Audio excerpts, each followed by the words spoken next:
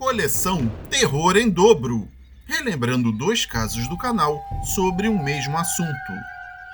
No vídeo de hoje, relembraremos 2 casos em que as atividades sobrenaturais aconteceram em fazendas do nosso país. Locais que, apesar de serem em meio à natureza, são assustadoramente macabros e bizarros. Conheceremos a partir deste momento a história de 2 mulheres que viveram momentos terríveis em suas vidas por causa de propriedades situadas no interior do Brasil. Esses lugares, que eram para ser considerados sossegados e tranquilos, por estarem envoltos pela natureza, escondiam coisas tão assustadoras que poucos acreditam naquilo que ocorreu com elas. Foram 2 casos aterrorizantes publicados aqui no canal que mostram que o horror pode ser encontrado até nos ambientes mais inofensivos. Então, vamos aos casos. Primeiro caso: a Fazenda Mal Assombrada. Olá, meu nome é Renata.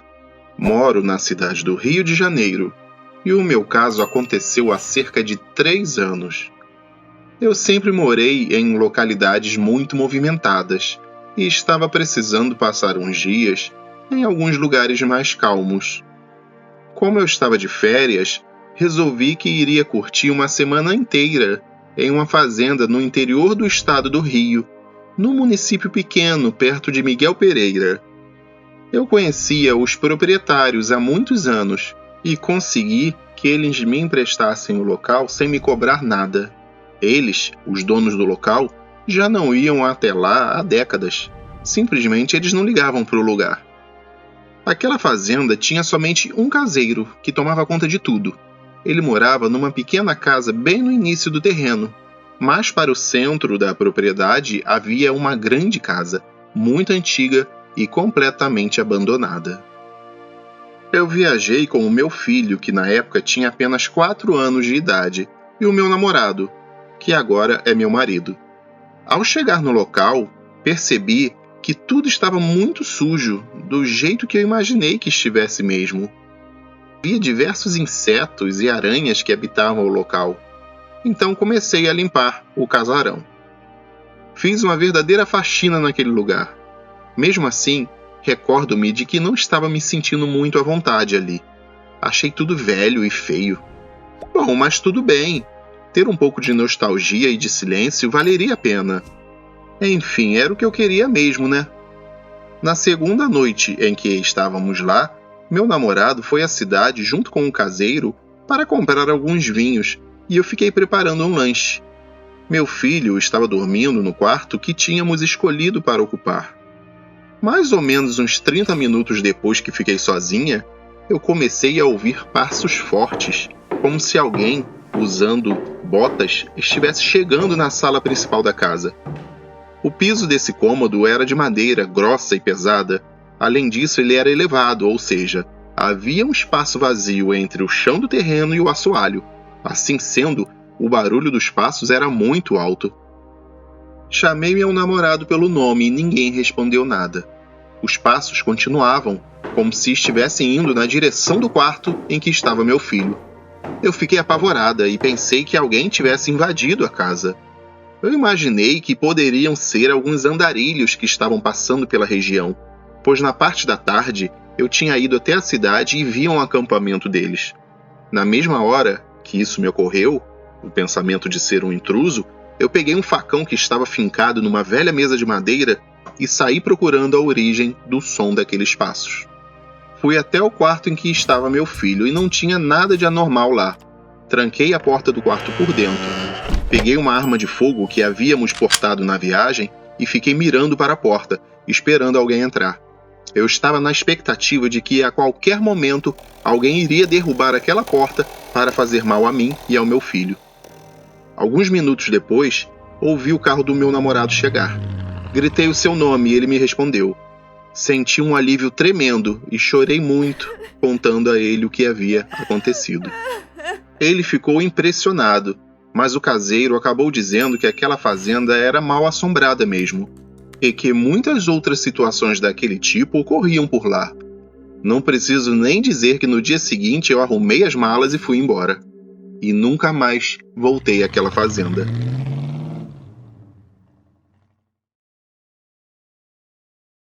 Segundo caso, uma antiga casa de fazenda.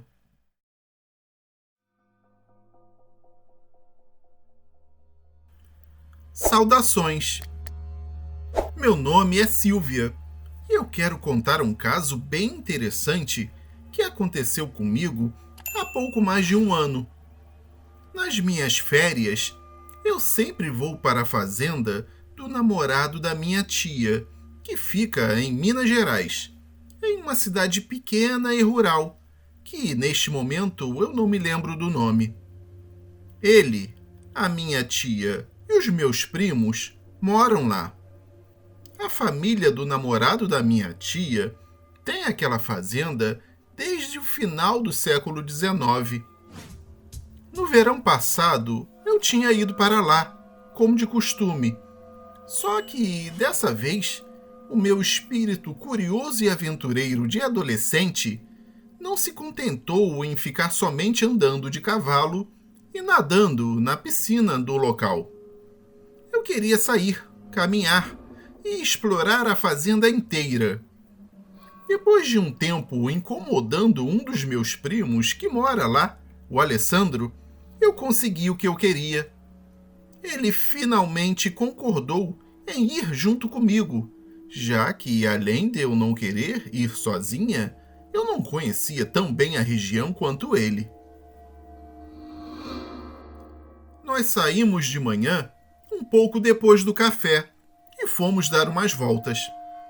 Quando estávamos um pouco longe da casa da fazenda, ele falou: "Já que você quer explorar, eu vou te levar para conhecer a antiga casa principal da fazenda." Quando ele falou aquilo, eu já senti que íamos encontrar muito mais do que eu queria por lá. A antiga casa da fazenda ficava bem longe da outra, e nós levamos um bom tempo para chegarmos no local. Quando chegamos lá, eu constatei aquilo que eu vinha imaginando pelo caminho. A casa era realmente bem velha e estava bastante deteriorada. Ela não era tão grande, mas também não era pequena. A porta estava destrancada e encontrava-se simplesmente encostada. Conhecer aquela casa não era exatamente aquilo que eu tinha em mente quando eu falei que queria explorar a fazenda. Eu estava mais interessada em um rio, alguma cachoeira, alguma montanha com uma vista bonita ou até uma caverna. Mas a casa era aquilo que eu tinha no momento. Nós entramos na casa e a primeira coisa que eu notei é que as paredes estavam completamente arranhadas e sujas, com umas manchas amarronzadas que pareciam ser sangue seco. Mas isso eu não podia dizer com certeza, pois poderia ser tinta velha também, apesar dos formatos das manchas serem bem estranhos e suspeitos. O meu primo falou que fazia tempo que ele não ia até lá, mas que da última vez que ele foi, as paredes não estavam daquele jeito, e ele não sabia o que havia acontecido para estar daquela maneira. Nós estávamos na sala principal, sendo que para a esquerda tinha uma passagem que levava para uma outra sala, a de jantar, e para a direita tinha um corredor que levava para os quartos da residência. Da sala de jantar ia-se para a cozinha, e de lá para fora da casa de novo, porém pela porta dos fundos. Nós resolvemos pegar o corredor da direita para olhar os quartos. Daquele lado havia 4 quartos e um banheiro no total. O primeiro quarto estava normal. Era um quarto vazio e nada demais havia ali, só poeira. O segundo e o terceiro, a mesma coisa. E então fomos ver o último quarto, que era, por sinal, o principal e o maior de todos. Quando entramos lá, eu senti uma brisa gelada que me fez sentir um pouco de frio, mesmo a casa estando bem quente e abafada. Nesse quarto tinha um armário e nós fomos ver o que tinha dentro dele. Abrimos as suas 2 portas e nada, só pó e sujeira. Então eu ouvi o som de passos que pareciam vir do corredor. Eu agarrei o braço do meu primo e me virei para a porta apreensiva.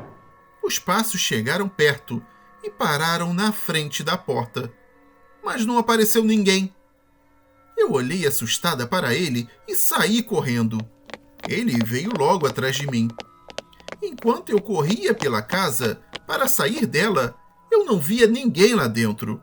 Eu só via as nossas pegadas na poeira e de mais ninguém, apesar daqueles passos que eu ouvi. Lá fora, na luz do sol, ficamos um pouco mais calmos. Eu olhei para o meu primo a fim de perguntar o que tinha sido aquilo, quando ele começou a gritar do nada. A única coisa que ele falava era que estava doendo muito. Eu olhei no braço dele e começou a aparecer um monte de marcas vermelhas e brotoejas. O pescoço dele começou a ficar todo vermelho também. Ele começou a sentir falta de ar. Eu decidi que era melhor levar ele correndo para casa, para a mãe dele ver o que era. Antes de sair correndo com ele, eu dei uma última olhada para a velha casa e vi uma fumaça meio cinza escura na porta de entrada. E essa fumaça tinha a forma de uma pessoa. Quando nós chegamos na casa da fazenda, a mãe dele viu como ele estava e ficou muito assustada. Ela rapidamente o levou para o hospital e lá lhe deram alguns medicamentos para tomar. O estranho é que no dia seguinte ele já estava bom de novo. Nem parecia que ele tinha tido alguma coisa daquele tipo. Ele me falou que aquela era a primeira vez que ele tinha entrado nos quartos da casa antiga, mas que já havia ido na sala e na cozinha de lá, e que nunca havia tido uma reação alérgica tão forte por causa disso. Durante o jantar, nós falamos sobre o que tinha acontecido no dia anterior e mencionamos os passos que ouvimos. O namorado da minha tia ficou preocupado, achando que podia ter alguém morando lá escondido, já que isso não era incomum de acontecer naquelas redondezas.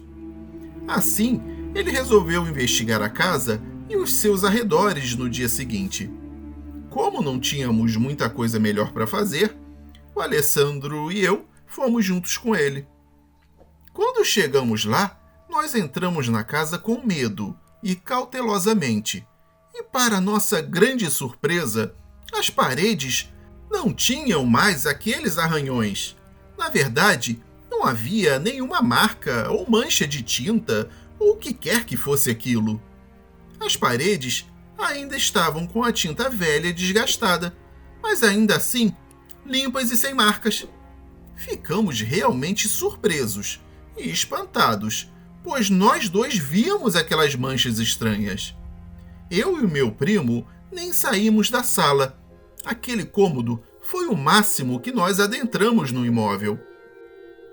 O namorado da minha tia procurou a casa inteira e não achou ninguém, e nem sinal nenhum de que alguém além de mim e do Alessandro tivesse estado lá dentro recentemente. Nós fomos embora de lá completamente confusos. Eu só sei que nem eu e nem o meu primo voltamos lá de novo. Já se passou um bom tempo, mas eu nunca vou esquecer tão cedo daquela fumaça cinza que eu vi na porta, e nem da alergia relâmpago do Alessandro, que veio do nada e foi embora como se ele nunca tivesse tido aquela reação alérgica estranha. Isso serviu de lição para mim, mostrando que visitar lugares desconhecidos, e principalmente antigos, pode ser bem perigoso, além de trazer surpresas desagradáveis, que parecem vir direto de algum lugar além da imaginação.